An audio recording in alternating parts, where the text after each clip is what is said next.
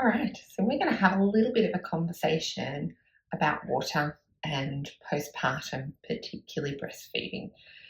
If you're not postpartum or haven't been postpartum, let me just say this to start off with. Thirst, postpartum breastfeeding thirst is the thirstiest you will ever get. You know those movies when the person is walking through the desert and they haven't had a drink of water in hours, days sometimes, and they're just all they can think about is water? That's what it's like when you're postpartum and feeding.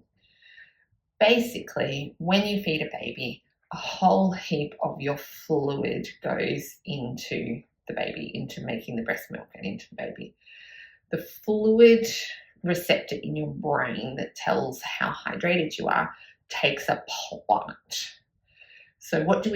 We reach for a drink bottle, we take a drink of the drink bottle, the hydration goes instantly back up, kicking the brain in to go, we're now over flooded with water. So I remember for me, I'd drink like 500, 750 mils when my thirst bottomed out like that. The problem with drinking a whole heap of water at once is the minute you do that, you need to go to the toilet. You go to the toilet, you wee out all of that water that you've just taken in, bringing your hydration level back down again, and it may not be down to the point where you're thirsty, but it's not hydrated. So the answer is, firstly, postpartum, if you're thirsty and you need to drink 500 mils of water, just drink 500 mils of water. That's not a problem. Your body is telling you you need more water, drink more water. But as well as doing that, see if you can also take small sips throughout the day so that you're also, as well as feeding that need in the instant, you're also slowly bringing that hydration level back up to a good baseline so that when you then feed your baby, it's still going to come down, but it's not going to come down into that dire desert, I need a drink right now. So do whatever you can to make drinking water a necessity. Maybe you have a feeding station and you have a glass of water or a water bottle near your feeding station. Maybe you go out and buy yourself a beautiful drink bottle so that you're really enthused to always have it with you. If you are going to go out and buy a drink bottle, and don't necessarily advocate for that, if you have a drink bottle, fine, go for the drink bottle that you've got. But if you are going to go out and buy a drink bottle, I would recommend that you buy one with either a straw or a top like this that you can leave popped up. I have also gone and bought this drink bottle like 2-3 years ago.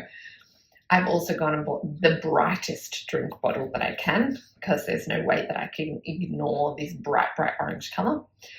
But I would recommend that you get one postpartum with a straw or a bit that sits up like this. Because if you pop that on your bench or your breastfeeding station or your desk or anywhere that you walk past, you don't actually need your hands to take a sip.